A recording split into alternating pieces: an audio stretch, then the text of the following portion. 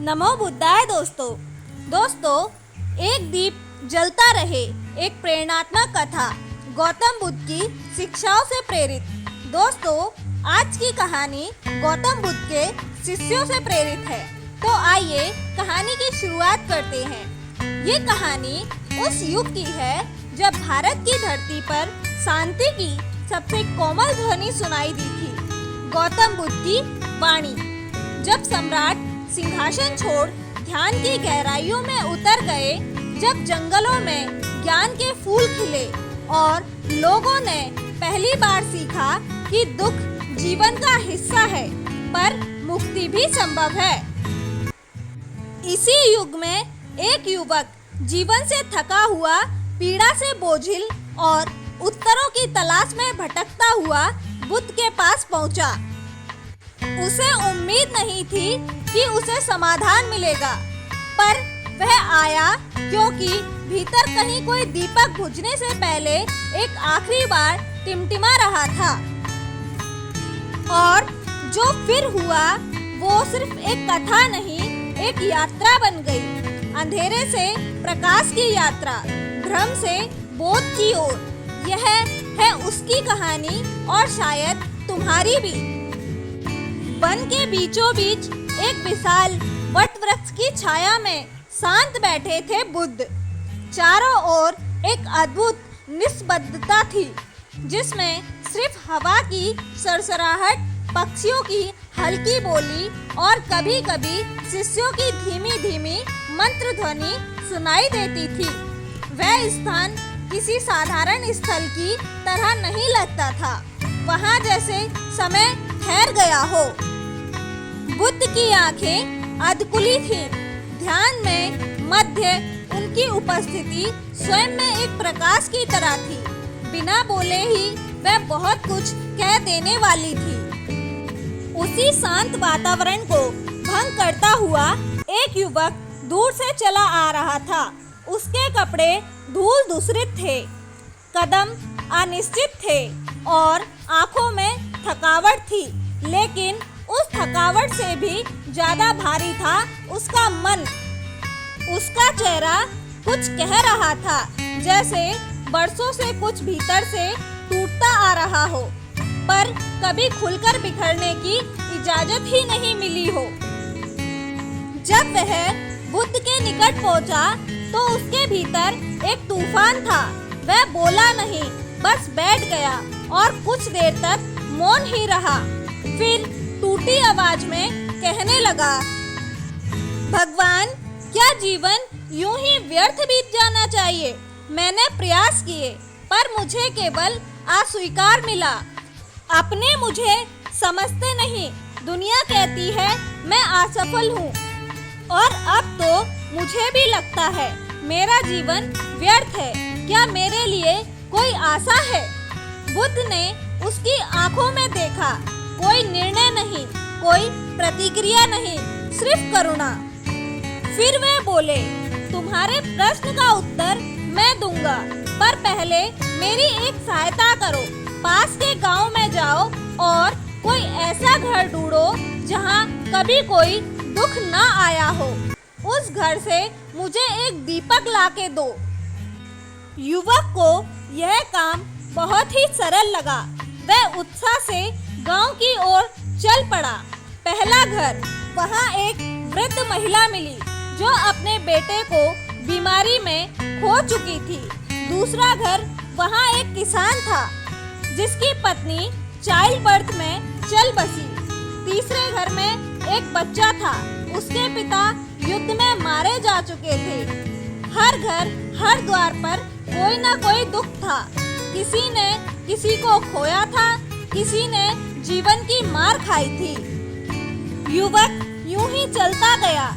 हर बार जब वह किसी से पूछता, क्या आपके जीवन में कभी कोई दुख नहीं आया, तो उत्तर में सिर्फ ओह और कहानियां मिलती। धीरे धीरे वह इन कहानियों में डूबने लगा। उसे एहसास हुआ वह अकेला नहीं है। हर जीवन में कोई ना कोई पीड़ा है। किसी की आंखें हंस रही होती है, पर भीतर से आंसू बहते हैं। शाम तक युवक थककर लौट आया। उसके हाथ खाली थे पर आंखें भरी हुई थी। समझ से, करुणा से वह बुद्ध के सामने बैठा और बोला, भगवान, मैं दीपक नहीं ला सका। ऐसा कोई घर नहीं मिला जहाँ दुख ना हो। हर घर में आंसुओं की कहानी थी। एक कहानी तो कुछ इस प्रकार थी कि गांव की गलियों में चलते हुए युवक एक टूटे फूटे घर के सामने जा रुका। उस घर का दरवाजा आज खुला था, जैसे सालों से किसी का इंतजार कर रहा हो। दरवाजे पर तुलसी का पौधा था, सूखा हुआ पर मिटा नहीं था। वह अंदर गया। एक वृद्ध स्त्री सफेद सूती साड़ी में मिट्टी के दीपक के पास बैठी कुछ बुन रही थी। उसका चेहरा थका हुआ था पर आंखें गहराइयों से भरी हुई थी। युवक ने वही प्रश्न दोहराया, क्या आपके जीवन में कभी कोई दुख नहीं आया? वृद्धा थोड़ी देर मौन रही, फिर बोली, बेटा बैठो, मैं तुम्हें एक कहानी सुनाती हूँ। मेरी नहीं, मेरे बेटे की। वह धीरे धीरे उठी और एक पुरानी संदूक से एक चिट्ठी और तस्वीर निकाली। तस्वीर एक जवान सैनिक की थी। ये मेरा अर्जुन था। बचपन से ही अलग था, नर्म दिल, समझदार और अपने सपनों के पीछे भागने वाला।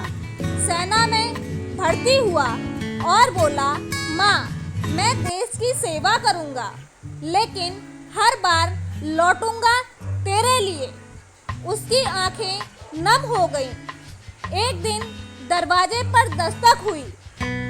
2 सिपाही आए और साथ लाए एक खबर, जो मेरी दुनिया छीन ले गई। अर्जुन अब कभी लौटकर नहीं आएगा। वह रुकी, फिर धीमे स्वर में बोली, लेकिन उसने एक चिट्ठी भेजी थी जो उस दिन आई जब वह गया। युवक ने कांपते हाथों से चिट्ठी खोली और पढ़ा, माँ, अगर मैं लौटूं तो गले लगाना, अगर ना लौटूं तो हर बेटे को वैसा ही प्यार देना जैसा मुझे दिया था। और अगर कभी कोई थका हारा मुसाफिर तेरे द्वार पर आए तो समझना कि वो मैं ही हूँ, लौट आया हूँ तुझसे मिलने। युवक की आंखें भर गई। वह चुपचाप बैठा रहा। पहली बार किसी के दुख को महसूस करता हुआ। वृद्धा ने उसका हाथ पकड़ा और कहा, दुख को पकड़कर बैठ जाओगे तो वह जंजीर बन जाएगा, पर अगर उसे सेवा बना दो तो वह शक्ति बनता है। युवक बाहर आया और लगा जैसे उसकी आत्मा सचमुच हल्की हो चुकी थी। बुद्ध ने हल्के से मुस्कुराते हुए कहा, तो अब समझ पाए तुम? जब हर घर में अंधकार है तो तुम अकेले क्यों सोचते हो कि सिर्फ तुम्हारा जीवन अंधेरे में है? दुख जीवन का हिस्सा है, लेकिन वह अंत नहीं। जब तुम दूसरों का दुख समझते हो तभी तुम अपने दुख से ऊपर उठते हो। फिर उन्होंने एक दीपक उसकी ओर बढ़ाते हुए कहा, अब तुम इस दीपक को लो, इसे भीतर जलाओ ताकि अपने अंधेरे को भी मिटा सको और दूसरों के लिए प्रकाश भी बन सको। बुद्ध का दिया हुआ दीपक हाथ में लेकर युवक आश्रम के कोने में बैठ गया। अब वह शांत था, जैसे उसके भीतर वर्षों से चल रहा तूफान थम चुका हो। उसी समय आश्रम में एक और यात्री आया, एक युवती जिसकी आंखें सूनी थीं। उसके साथ एक बच्चा था, शायद उसका छोटा भाई हो। दोनों भूखे, थके और सहमे हुए थे। युवक ने उन्हें देखा।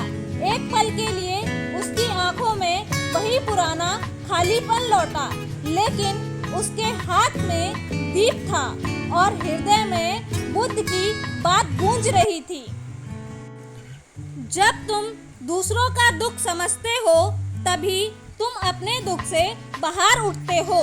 वह आगे बढ़ा, युवती और बच्चे को अपने पास बुलाया और उन्हें पानी पिलाया, खाना दिया। बच्चा मुस्कुराया, एक छोटी सी मुस्कान, पर उसमें पूरे ब्रह्मांड की आशा छुपी हुई थी। बुद्ध दूर से देख रहे थे, उनकी मुस्कान थोड़ी और गहरी हो गई थी। उन्होंने अन्यों से कहा, देखो, दीप से दूसरे दीप को जला दिया। यही है धर्म, न ग्रंथों में, न मंदिरों में, बल्कि करुणा के छोटे से कार्यों में। आकाश में अंधेरा गहराने लगा था, लेकिन आश्रम में कई दीप जल चुके थे। और फिर कुछ वर्ष बीत चुके थे। वही युवक जो कभी अपने जीवन से निराश होकर बुद्ध के चरणों में पहुंचा था, अब एक नया व्यक्ति बन चुका था।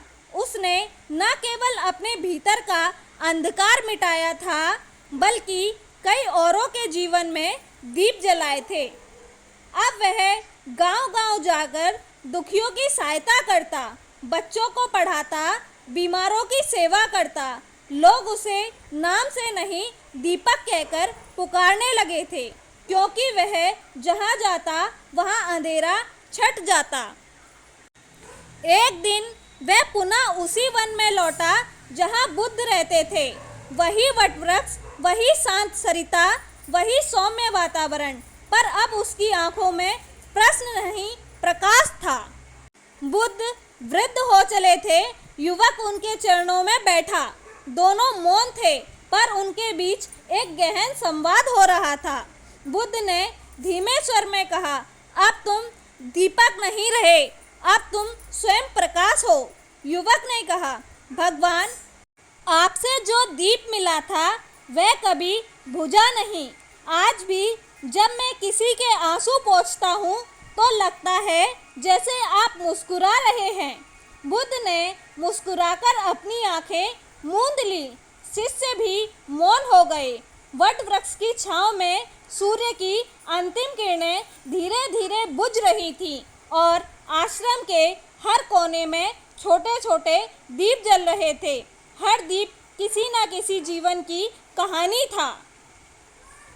दोस्तों, यह दृश्य दिखाता है कि एक असफल, टूटा हुआ व्यक्ति केवल करुणा, समझ और सेवा के पथ पर चलकर स्वयं जीवन का दीपक बन सकता है। हर जीवन में कभी ना कभी अंधकार आता है, लेकिन यह अंधकार स्थायी नहीं है। जब हम अपने दुखों में डूबे रहते हैं तो वह भारी लगता है, पर जब हम दूसरों की पीड़ा समझते हैं तो वह बोझ हल्का हो जाता है।